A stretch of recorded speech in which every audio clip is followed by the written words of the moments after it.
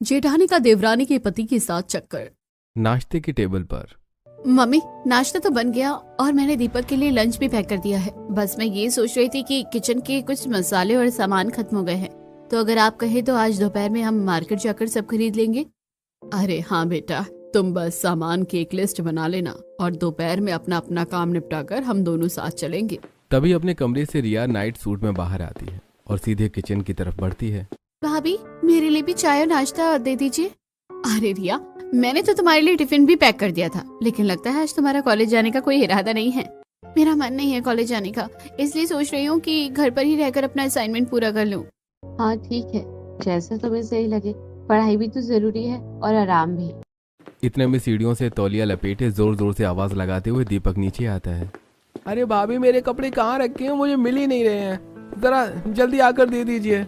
आपको तो पता है कि आज ऑफिस में मेरी बहुत इंपॉर्टेंट मीटिंग है। अरे देवर जी, आपको तो सामने रखी चीजें भी नहीं दिखाई देती हैं। आप रुकिए, मैं भी आ रही हूँ। अंजलि कमरे में जाकर दीपक के कपड़े, जूते और टाई सब निकाल कर उसे दे देती है और दीपक तैयार होकर नीचे आता है और सब नाश्ता करते हैं। देख रही है मम्मी जी, इसे मेरे बिना एक भी चीज नहीं मिलती है। भाभी, पिछले 5 साल से तो आप ही इन सब चीजों को संभाल रही हैं। देवर जी, यही तो मैं भी कहना चाहती हूँ कि अब आपकी उम्र हो गई है, आपको शादी कर लेनी चाहिए। हाँ बेटा, बहू बिल्कुल सही कह रही है, अब तुम्हें भी अपने बारे में सोचना चाहिए। भाभी, मैंने तो आपसे कई बार कहा है कि मुझे आपकी जैसी पत्नी चाहिए, लेकिन आप हैं कि मेरी बात सुनती ही नहीं है। देवर जी, मैं आपकी बात जरूर सुनती, लेकिन मेरी कोई बहन है ही नहीं, तो मैं क्या करूँ? अरे हाँ बेटा, अंजलि, मैं तुम्हें बताना ही भूल गई थी कि जब तुम्हारी शादी हुई थी तब मैंने एक लड़की देखी थी, शायद तुम्हारे दूर के रिश्तेदार की लड़की थी। क्या नाम था उसका? अच्छा मम्मी, आप पारुल की बात कर रही हैं क्या? हाँ हाँ, वही पारुल। क्या उसका कहीं रिश्ता तय हो गया है? नहीं मम्मी, अभी तो नहीं हुआ है, लेकिन शायद उसके पापा इस साल उसकी शादी कराने का सोच रहे हैं। भाभी, आप उनसे मना कर दीजिए। आपको तो पता ही है, मुझे पारुल बहुत अच्छी लगती है और उसी से मेरी शादी की आप बात चला दीजिए। लो भाई, अब लड़के ने खुद अपने मुंह से कह दिया। अंजलि पारुल के घर वालों से रिश्ते की बात करती है। पारुल के पापा शादी के लिए राजी हो जाते हैं। दोनों घरों के लोग आपस में बैठकर बातचीत करते हैं और अगले महीने शादी की तारीख तय हो जाती है। कुछ ही दिनों में दीपक और पारुल की शादी धूमधाम से हो जाती है और आज पारुल का गृह प्रवेश है। अरे आओ आओ पारुल, सॉरी देवरानी जी, अब दाहिने पैर से कलश को गिराते हुए घर में प्रवेश करो। पारुल गृह प्रवेश करती है और धीरे धीरे अपने कमरे की तरफ बढ़ती है। तभी रिया मजाकिया अंदाज में कमरे के दरवाजे पर खड़ी होकर रास्ता रोक लेती है। अरे रिया, तुम इस तरह दरवाजा क्यों रोक रही हो? यार, मैं बहुत थक गया हूँ, मुझे अंदर जाने दो। नहीं भैया, ऐसे नहीं, पहले मुझे मेरा गिफ्ट दो और नई भाभी आप मुझे शगुन दो, तब जाकर आपको कमरे में एंट्री मिलेगी। पारुल मुस्कुराते हुए अपने पर्स से कुछ पैसे निकालकर रिया को दे देती है। चलो भैया, अब मेरा गिफ्ट दो जल्दी से। अरे यार, मैं तो कुछ नहीं लाया। मुझे पता था, इसलिए मैंने गिफ्ट ले लिया था। ये लो, अपने हाथ से दो रिया को। गिफ्ट लेकर दीपक अपनी भाभी को गले लगाकर कहता है, भाभी, यू आर द बेस्ट भाभी। इस तरह दीपक रिया को गिफ्ट देता है। उसके बाद सब लोग अपने अपने कमरों में सोने चले जाते हैं। अगली सुबह होती है। पारुल आईने के सामने तैयार होते हुए दीपक से पूछती है, दीपक, देखना जरा मैं कैसी लग रही हूँ? अरे बहुत अच्छी लग रही हो, वैसे ये रंग तो भाभी पर ज्यादा सूट करता है। दीपक की बात सुनकर पारुल उदास होती है और रसोई में जाती है और अपनी पहली रसोई में पारुल तरह तरह के पकवान बना देती है। थोड़ी देर बाद दीपक ऑफिस के लिए निकल जाता है। रिया कॉलेज चली जाती है और रमेश खेत देखने के लिए गांव गए होते हैं। अरे बेटा, तुम तो सुबह से ही किचन में लगी हुई हो, अब जाओ अपने कमरे में जाकर थोड़ा आराम कर लो। पारुल, तुम थक गई होगी ना? आज मेरी तबीयत भी थोड़ी खराब थी। नहीं जेठानी जी, ऐसी कोई बात नहीं है, काम ज्यादा नहीं था, मैंने आराम से सर्व कर लिया है। चलो ठीक है, अब जाकर आराम कर लो। पारुल अपने कमरे में जाकर टीवी ऑन करती है और पॉपकॉर्न खाते हुए सीरियल देखने लगती है। पति ने जेठानी को देवर के साथ रंगे हाथों पकड़ लिया। हे भगवान, कैसा जमाना आ गया है, आजकल की औरतें अपने देवर को भी नहीं बख्शती। इस तरह थोड़ी देर टीवी देखने के बाद पारुल सो जाती है। ऐसे ही वक्त गुजरता है और आज भी पारुल काम निपटाकर टीवी देख रही थी। दरअसल उसे टीवी सीरियल देखना बहुत पसंद है और वो भी क्राइम पेट्रोल और सावधान इंडिया जैसे सीरियल, जिनमें रिश्तों के बीच होने वाले क्राइम धोखे को दिखाकर लोगों को जागरूक किया जाता है। ये क्या, आज के एपिसोड में भी जेठानी का अपने ही देवर के साथ अफेयर है और देवर जी अपनी बीवी के होते हुए उसे धोखा दे रहा है? वाकई ही कलयुग चल रहा है। अब ऐसे ही सीरियल देखकर वो सो जाती है और कुछ देर बाद दीपक आता है और सोफे पर बैठी अंजलि कहती है, अरे दीपक तुम आ गए। मेरी तबीयत ठीक नहीं है और तुम्हें पता है कि जब मुझे लो फील होता है तो मेरा आइसक्रीम खाने का मन करता है। अरे भाभी आप फोन करके बता देती, मैं ले आता। तुम्हारे भैया यहाँ होते ही नहीं है और वो अपने काम में इतने बिजी होते हैं कि सुबह से कॉल करके मेरी खबर भी नहीं ली। भाभी आप भैया पर गुस्सा मत कीजिए, उन्हें जब टाइम मिलेगा वो कॉल कर लेंगे। चलिए मैं आपको आइसक्रीम खिलाने ले चलता हूँ, बस पारुल को बता कर आता हूँ। दीपक कमरे में जाता है और देखता है कि पारुल आराम से सो रही है। अरे पारुल, पारुल आज भाभी को आइसक्रीम खाने का बहुत मन कर रहा है, तुम्हारे लिए भी ले आऊं क्या? नहीं मुझे नहीं खानी। ठीक है फिर मैं जा रहा हूँ। अंजलि और दीपक दोनों आइसक्रीम खाने बाहर चले जाते हैं। थोड़ी देर बाद पारुल की नींद खुलती है और उसे याद आता है कि उसने छत पर कुछ कपड़े धोकर सुखाए थे। पारुल तुरंत कपड़े उतारने छत की तरफ जाती है। तभी अपनी छत में खड़ी कमलेश चाची अपनी बहू से बातें करती हुई दिखाई देती हैं। अरे रजनी, लगता है ये सरला की छोटी बहू है। हाँ मम्मी वही। अरे बेटा तुम क्या घर के कामों में उलझी रहती हो? तुम्हारी तो नई नई शादी हुई है, कहीं घूमने फिरने जाया करो। हाँ चाची जी जाएंगे, बस मेरे पति को उनकी भाभी से फुर्सत मिल जाए तो। हाँ बेटा सही कह रही हो तुम। अब देखो राहुल तो यहाँ रहता ही नहीं है, काम के सिलसिले से बाहर ही रहता है, तो दीपक को ही सबके काम देखने पड़ते हैं। हाँ चाची जी बस ऐसा ही है। अरे तुम टेंशन मत लो, अंजलि बहू बहुत अच्छी है। और फिर दीपक जब छोटा था तब उसकी शादी हुई थी, बड़े नखरे उठाए हैं उसने। दोनों देवर भाभी की बॉन्डिंग अच्छी है। पड़ोसन के मुंह से ये सारी बातें सुनकर पारुल के तन बदन में आग सी लग जाती है। उसके दिमाग पर टीवी सीरियल का असर गहराता जा रहा है। थोड़ी देर बाद अंजलि और दीपक हंसते हुए घर आते हैं। क्यों जेठानी जी, अब हो गई आपकी तबीयत ठीक? सुबह से तो आप बिस्तर से उठ भी नहीं पा रही थी। पारुल तुम भाभी से इस तरह बात क्यों कर रही हो? तुम मुझे ये मत सिखाओ कि मुझे क्या करना है और क्या नहीं। मुझे लेकर भी तुम्हारी कोई जिम्मेदारी है या नहीं? ये पड़ोसन तक मुझसे पूछ रही हैं कि मैं बाहर घूमने क्यों नहीं जाती। तो इसमें कौन सी बड़ी बात है? कह दो कि जब राहुल भैया आएंगे तब मैं अपनी जिम्मेदारियां उन्हें सौंप कर तुम्हें कुछ दिनों के लिए घुमा लाऊंगा। पता नहीं भैया कब आएंगे। ये कहकर पारुल गुस्से में किचन की तरफ चली जाती है और गुस्से में ही सारा खाना बनाती है। सब लोग खाना खाकर अपने अपने कमरों में सोने चले जाते हैं, लेकिन पारुल के मन में अजीब सी बेचैनी बनी रहती है। पारुल कल मुझे शहर से बाहर जाना पड़ेगा, कुछ बाहर के क्लाइंट्स आए हुए हैं, उनके साथ मीटिंग्स हैं। तुम मुझे सुबह उठा देना और मेरे कपड़े प्रेस करके रख देना। पारुल बिना कोई जवाब दिए चुपचाप सो जाती है। सुबह दीपक तैयार होकर ऑफिस के लिए निकल जाता है, बिना पारुल से कोई बात किए। अंजलि भाभी कितने दिन हो गए हमें बाहर गए हुए, और अब तो पारुल भाभी भी आ गई हैं। चलो आज बाहर चलते हैं शॉपिंग करने। नहीं नहीं तुम तीनों अकेले बाहर नहीं जाओगे, दीपक को आने दो, उसी के साथ जाना। मम्मी आपको तो पता है ना भैया मुझे कभी अपने साथ नहीं ले जाते। क्या मतलब रिया, दीपक तुम्हें कभी शॉपिंग कराने नहीं ले जाता? और नहीं तो क्या भाभी, मैं तो हमेशा पापा के साथ या राहुल भैया के साथ ही शॉपिंग करती हूँ। हाँ पारुल दीपक ऐसा ही है, बस मेरा काम करा देता है, पता नहीं कितना शर्म करता है। तभी बैठक की तरफ से रमेश घर में प्रवेश करते हैं और अंजलि की बातें सुन लेते हैं। अरे अंजलि बेटा, मेरा दीपक बहुत समझदार है। उसे पता है कि उसका भाई बाहर रहता है, इसलिए घर की सारी जिम्मेदारी उसने खुद उठा रखी है। हाँ पापा मैं तो पारुल को यही समझा रही थी। पारुल तुम्हें पता है मुझे भी मायके दीपक लेकर जाता है, और अब मैं कल से कह रही हूँ कि मेरी मम्मी बुला रही है, लेकिन उसको टाइम ही नहीं मिल रहा है। ये सब सुनकर पारुल के मन में बेचैनी और गहरी हो जाती है और उसका दिमाग पूरी तरह टीवी सीरियल की बातों की तरफ चला जाता है। अब तुम ननद भाभी कोई काम भी करोगी या यहीं बैठकर गपशप करती रहोगी? शाम होने वाली है, दीपक भी ऑफिस से आने वाला होगा, कुछ खाने पीने का इंतजाम कर लो। हाँ मम्मी जी मैं खाना बना देती हूँ। 5 बजे तक दीपक भी ऑफिस से घर आ जाता है। दीपक को देखते ही रिया अचानक उठकर उसके पास आ जाती है। भैया मुझे आज शॉपिंग पर जाना है, 1-2 दिन में कॉलेज में फेयरवेल पार्टी है, मुझे एक साड़ी खरीदनी है, आप प्लीज मेरे साथ चलो। रिया अब तो इतनी बड़ी हो गई है लेकिन अक्ल अभी भी नहीं आई। वो अभी अभी ऑफिस से थका हारा आया है, उसे बैठकर पानी तो पी लेने दे। आप लोग बिना बात के हमेशा मुझे ही डांटते रहते हो। जाओ, मुझे नहीं करनी कोई शॉपिंग। रिया गुस्से में उठकर वहाँ से जाने लगती है। अरे रिया ऐसे गुस्सा नहीं करते, देख मैं आज शाम को अपने मायके जा रही हूँ, उधर से आते हुए मार्केट पड़ती है, मैं तेरे लिए साड़ी ले आऊंगी। लेकिन जेठानी जी आप मायके किसके साथ जाओगी? भैया तो घर पर है नहीं।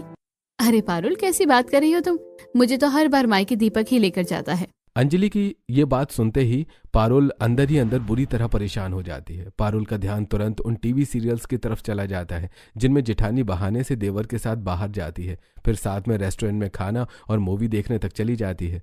गुस्से में भरी हुई पारुल तुरंत कमरे में आती है। दीपक, रिया तुम्हारी छोटी बहन है, उसको लेकर भी तुम्हारी कोई जिम्मेदारी है या नहीं? अरे पारुल, मैंने अपनी जिम्मेदारी से कम मुंह मोड़ा है। हाँ हाँ, जिम्मेदारी तो बस जेठानी जी को लेकर ही याद आती है। उन्हें मायके ले जाने का तुम्हारे पास पूरा समय है, लेकिन अपनी बहन को तुम शॉपिंग तक नहीं करा सकते। पारुल की बातों को दीपक अनसुना कर देता है। दीपक गाड़ी की चाबी उठाता है और अंजलि को उसके मायके छोड़ने के लिए निकल जाता है। वापसी में दीपक रिया के लिए शॉपिंग भी करवा देता है और अंजलि अपने लिए भी कुछ सामान ले लेती है।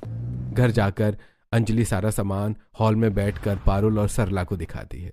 बेटा ये सब तो ठीक है, लेकिन तुम पारुल के लिए भी तो कुछ ले आती। क्यों मम्मी, मुझे दिलवाने के लिए मेरा पति है ना, वो भी तो मुझे शॉपिंग कराने ले जा सकता है। हाँ बेटा, ले जा सकता है। तो फिर पूछिए इससे, क्यों नहीं ले जाता। मेरी शादी को 6 महीने होने वाले हैं। आज तक मैं इस घर से बाहर नहीं निकली दीपक के साथ, क्योंकि मेरी जेठानी ही इनका पीछा नहीं छोड़ती।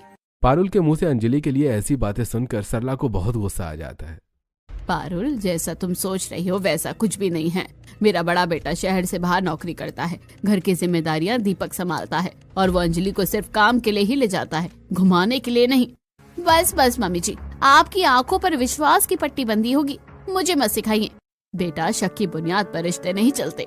तुम दीपक और अंजलि के पवित्र रिश्ते पर शक कर रही हो। एक बार और सोच लो, इससे तुम्हारा घर टूट सकता है। मैं क्या सोचूं मम्मी जी, जब से मैं इस घर में आई हूँ मेरे सामने यही सब हो रहा है। मैं कब तक अपने मन को समझाती रहूं?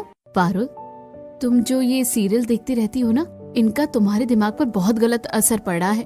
हाँ भाभी, आप बिल्कुल सही कह रही हो, उन सीरियल्स में यही सब दिखाया जाता है। ये कहते हुए पारुल गुस्से से अपने कमरे में चली जाती है और किसी की भी बात सुनना नहीं चाहती। पारुल गुस्से में कमरे में चली जाती है, तभी पीछे से अचानक राहुल घर में प्रवेश करता है। हाँ भाई, कैसे सब बैठे बात कर रहे हो? मेरे आने से पहले ही क्या मुझे भगाने की प्लानिंग हो रही थी? राहुल को देखते ही सबके चेहरे खिल जाते हैं और घर का माहौल हल्का सा हो जाता है। आपने तो मुझे पूरा सरप्राइज ही दे दिया, आने से पहले बता तो देते। अरे सरप्राइज देने के लिए ही तो बिना बताए आया हूँ, वरना सरप्राइज कैसा? मेरा बच्चा कितना पतला हो गया है, इस बार तो छुट्टी लेकर आया होगा ना। अब मैं तुम्हें 1 महीने से पहले वापस नहीं जाने दूंगी। अरे मम्मी, गवर्नमेंट जॉब में 1 महीने की छुट्टी कहाँ मिलती है? बड़ी मुश्किल से 8 दिन की छुट्टी मिली है। तभी खांसते हुए रमेश भी बाहर आते हैं। अरे राहुल बेटा, क्या बात है, आज तो मेरा पूरा परिवार हरा भरा सा लग रहा है। राहुल आगे बढ़कर रमेश के पैर छूता है और सब लोग बैठकर बातें करने लगते हैं। तभी सीढ़ियों से उतरती हुई पारुल नीचे आती है। अरे जेठ जी, व्हाट अ सरप्राइज, आप कब आए? अरे पारुल, जब तुमने देखा समझ लो तभी आया। अपने जेठ को देखकर पारुल बाहर से खुश दिखती है, लेकिन मन में कुछ और ही चल रहा होता है। अच्छा हुआ आप जेठ जी यहाँ रहेंगे, अभी जेठानी जी पर भी नजर रखेंगे और इस चुड़ैल की चुंगल से मेरा पति भी बच जाएगा। तभी अंजलि रसोई में आवाज लगाती है। जल्दी से सब टेबल पर आ जाओ, डिनर तैयार है। अरे भाभी, आपने भैया के आने की खुशी में इतना सब कुछ बना दिया। और नहीं तो क्या, आज सब कुछ राहुल की पसंद का बनाया है। ओह शिट, मैंने गैस पर दूध उबलने रख दिया था, अभी बंद करके आती हूँ। इसमें तो नमक थोड़ा कम है। रुको बेटा, मैं नमक ले आती हूँ। नहीं मम्मी, मैं ही ले आता हूँ। जैसे दीपक उठकर रसोई में नमक लेने जाता है, अंजलि वहां पहले से मौजूद होती है। नमक की डिब्बी ऊपर शेल्फ में रखी होती है और दीपक जैसे ही उसे उतारता है, उसी समय बाहर से पारुल की नजर पड़ जाती है। पारुल को ऐसा लगता है जैसे दीपक ने अंजलि को हक कर लिया हो। यह देखकर पारुल अंदर ही अंदर जल उठती है। अब बस बहुत हो गया। गुस्से में पारुल बिना कुछ कहे अपने कमरे में चली जाती है। पारुल को क्या हुआ? क्या वो हमारे साथ खाना नहीं खाएगी? पता नहीं बेटा, तुम लोग खाना खाओ। सब लोग बैठकर खाना खाने लगते हैं, लेकिन पारुल के मन में गुस्से की आग और तेज जल रही होती है। दीपक अपने कमरे में जाकर देखता है कि पारुल चुपचाप बैठी हुई है। अब तुम्हें क्या हो गया है? तुम मुंह फैलाकर क्यों बैठी हो? मेरा मुंह कहाँ दिखता है आपको? आपको तो कोई फर्क ही नहीं पड़ता है मैं गुस्से में हूँ या नहीं। आपको तो बस आपकी भाभी की ही पड़ी रहती है। पारुल, ये बेकार की बातें मत किया करो। मैंने तुमसे 1000 बार कहा है कि मेरी और भाभी की बॉन्डिंग बहुत अच्छी है। हाँ भाई, वो बॉन्डिंग मुझे तो कुछ और ही नजर आ रही है। पारुल, अब तुम हद पार कर रही हो। और तुमने जो हद पार कर रखी है उसका क्या? अब तो पड़ोसनी भी मुझसे कहने लगी है कि मेरा पति तुझे कहीं लेकर नहीं जाता। अब उन्हें कौन बताए कि मेरे पति को अपनी भाभी से ही फुर्सत नहीं है। नहीं पारुल, तुम गलत सोच रही हो और बिना वजह अपने मन में शक पाल रही हो। एक मैं ही तो हूँ जो हमेशा गलत होती हूँ और बाकी सब लोग तो बिल्कुल सही होते हैं। अब ठीक है, मैं किसी से कुछ नहीं कहूँगी और चुपचाप इनकी हर हरकत को ऑब्जर्व करूंगी। फिर सबूत इकट्ठा करके एक दिन इनका भांडा फोड़ जरूर करूंगी। सुबह होती है और पारुल चुपचाप रसोई में खाना बनाने लगती है। वहीं अंजलि भी घर में काम में लगी होती है। जेठानी जी, मैंने अपना काम कर दिया है और अब मैं अपने कमरे में जा रही हूँ। हाँ ठीक है, तुम्हारे सीरियल का टाइम हो गया होगा ना। पारुल बिना कुछ बोले वहां से चली जाती है। तभी उसकी नजर दीपक के ऑफिस वाले कपड़ों पर पड़ती है जो वो कल पहन कर गया था। ये पॉकेट में क्या है? पारुल दीपक को पॉकेट से एक रेड रोज निकालती है, जिसे देखकर उसके चेहरे पर हल्की सी मुस्कान आ जाती है। शायद दीपक मेरे लिए लाया होगा और देना भूल गया होगा। उसका मन दीपक को लेकर थोड़ा सा साफ होता है और वो वापस से अपना सीरियल देखने लगती है।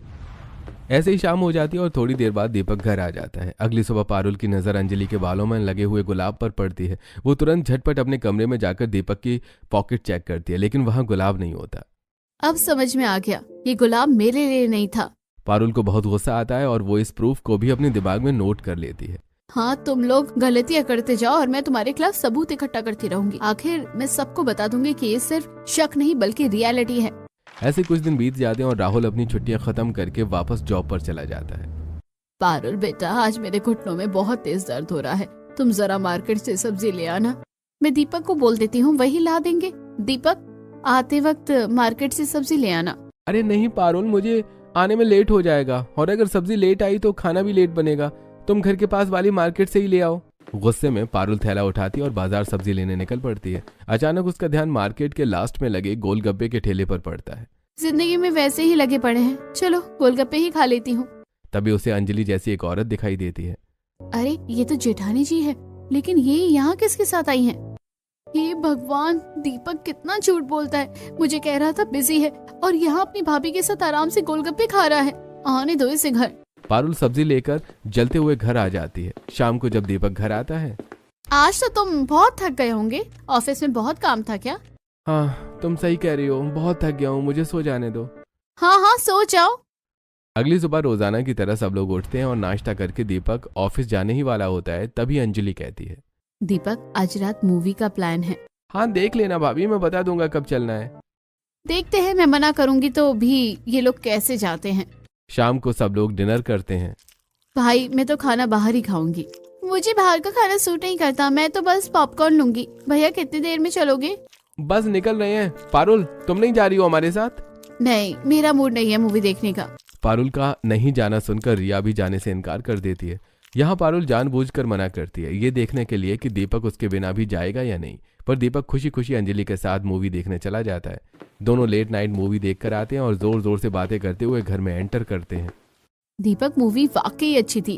अच्छा हुआ रिया नहीं गई, वरना पूरा प्लान खराब हो जाता। भाभी धीरे बोलो, कोई सुन लेगा। पारुल ये सब सुन लेती है, लेकिन उसे सोने का नाटक करती रहती है। अगले दिन संडे होता है। दीपक देर तक सोता रहता है और पारुल नीचे किचन में काम कर रही होती है। तभी उसे याद आता है कि उसका फोन रूम में रह गया है। जैसे ही पारुल कमरे में जाती है, वहां अंजलि मौजूद होती है, जिसके हाथ में कपड़े थे और दीपक लेटा था। पारुल को देखते ही दीपक घबराकर बेड से उठ जाता है। तुम? पारुल के हाथ में एक कांच का गिलास होता है। दोनों को एक साथ देखकर पारुल के हाथ से गिलास छूट जाता है। बस अब बहुत हो गया। उसकी आवाज सुनकर सरला, रमेश और रिया सब कमरे में भाग कर आते हैं। अरे भाई क्या हो गया और ये हंगामा क्यों मचा रखा है? मम्मी जी अब बहुत हो गया, मैं इस इंसान के साथ अब नहीं रह सकती। ये जेठानी का देवर के साथ साथ अफेयर अब मुझसे और बर्दाश्त नहीं होता। मैं अपने मायके जा रही हूँ और दीपक तुम मुझे डिवोर्स का नोटिस भेज देना। कोई मुझे साफ साफ बताएगा कि आखिर हुआ क्या है? अरे आप बिल्कुल भी टेंशन मत करिए, आप नीचे बैठक में जाकर आराम से बैठिए, वरना आपका बिना वजह बीपी बढ़ जाएगा। दिया बेटा, अपने पापा को नीचे बैठक में लेकर जाओ बेटा। रिया रमेश को सहारा देकर हॉल में ले जाती है। पारुल अब तुम मुझे साफ साफ बताओ कि आखिर हुआ क्या है। मम्मी जी अगर एक बात हो तो बताओ ना। अरे हाँ हाँ बताओ पारुल, तुम्हारे दिमाग में क्या क्या चल रहा है और तुमने क्या क्या सोच लिया है? मम्मी जी मुझे पहले से ही शक था, लेकिन अब ये शक पूरी यकीन में बदल गया है कि जेठानी जी का मेरे पति के साथ चक्कर जरूर चल रहा है, क्योंकि मैंने ये सब एक बार नहीं बल्कि कई बार अपनी आंखों से देखा है। बेटा कई बार हमारी आंखें भी हमें धोखा दे जाती हैं, क्योंकि हमारी आंखें वही देखती हैं जो हमारा दिमाग हमें दिखाना चाहता है। मम्मी जी आप कहना क्या चाहती हैं? अगर मैं दोनों को एक साथ देखूं तब भी कुछ ना सोचूं? बेटा सोचना जरूर चाहिए, लेकिन गलत नहीं सोचना चाहिए। मम्मी जी आपको नहीं पता, मैंने ये सब एक बार नहीं बल्कि कई बार देखा है। अब मैं इस घर में नहीं रह सकती। पारुल अपना सामान पैक करके घर से जाने लगती है, तभी उसे रोकते हुए। बेटा जो सब देखा वो झूठा है। दरअसल ये सब हमारी साजिश थी, क्योंकि तुम रोज सीरियल में ऐसी ही कहानियां देखती थी और वही चीजें तुम्हारे दिमाग में घर कर गई थी। और नहीं तो क्या, तुम्हें समझाने का हमारे पास यही एक रास्ता बचा था। पारुल अब मैं ही बता देता हूँ कि तुम कौन कौन सी बातें मम्मी को बताने वाली हो। वो रेड रोज वाली, या फिर मार्केट में गोलगप्पे के पास भाभी और मेरा एक साथ होना, और हाँ एक साथ लेट नाइट मूवी देख कर आना और अब बेड पर बैठे हुए देखना। राहुल और दीपक 2 रेड रोज खरीदते हैं। दीपक जानबूझकर एक रेड रोज अपनी पॉकेट में रख लेता है और राहुल का दिया हुआ रेड रोज अंजलि अपने बालों में लगा लेती है। उस दिन मार्केट में सब्जी लेने मम्मी ने तुम्हें जानबूझकर भेजा था ताकि तुम हम दोनों को एक साथ देख सको, और जिस दिन मूवी का प्लान था उस दिन रिया को मूवी देखने से मना भी मैंने ही खुद किया था, और हम मूवी देखने नहीं बल्कि भैया से मिलने गए थे। और बेटा रही बात आज की, तुमने अंजलि और दीपक को कमरे में एक साथ जरूर देखा, लेकिन ये ध्यान नहीं दिया कि अंजलि के हाथों में कपड़े थे और दीपक बेड पर लेटा हुआ था। इसका क्या मतलब है मम्मी जी, मैं समझ नहीं पा रही हूँ। जब इंसान के मन में शक घर कर जाता है ना, तो उसे गलत बातें भी सच लगने लगती हैं। अब तुम्हें यकीन हो गया होगा कि ये सब हमने जानबूझकर किया ताकि तुम्हारा दिमाग वही सोचे और आखिर में हम तुम्हें सच्चाई समझा सकें। और नहीं तो क्या बेटा, हम तीनों ने तुम्हें पहले ही समझाने की कोशिश की थी, लेकिन तुमने एक भी बात नहीं मानी। आप भी इस पूरे प्लान में शामिल थी। देखो पारुल, इंसान जैसा सोचता है धीरे धीरे वैसा ही बन जाता है। तुम हर समय सीरियल्स में इतनी उलझ गई थी कि अपनी जिंदगी को उन्हीं किरदारों से जोड़ने लगी थी। आप सही कह रही हैं भाभी जी, मुझे सच में लगने लगा था कि मैं एक विक्टिम हूँ और सब कुछ मेरी जिंदगी से जुड़ा है। मैंने तुम्हें कई बार समझाने की कोशिश की, लेकिन तुमने मेरी बात नहीं सुनी। गलती मेरी भी है, मैंने तुम्हें वक्त नहीं दिया, ऑफिस और जिम्मेदारियों से इतना उलझ गया कि तुम्हें अकेला छोड़ दिया। प्लीज मुझे माफ कर दो पारुल। मुझे सबसे ज्यादा दुख इस बात का है कि आपने कभी मुझे प्यार से बैठकर समझाया ही नहीं। बेटा तुम्हारा दर्द बिल्कुल जायज है। मुझसे बहुत बड़ी गलती हो गई, लेकिन अब समझो हर बात को देखने के 2 नजरिए होते हैं, सही और गलत। मुझे माफ कर दीजिए, अब मैं जिंदगी भर किसी रिश्ते पर शक नहीं करूंगी। घर का माहौल हल्का हो जाता है और रिश्तों में भरोसा लौट आता है।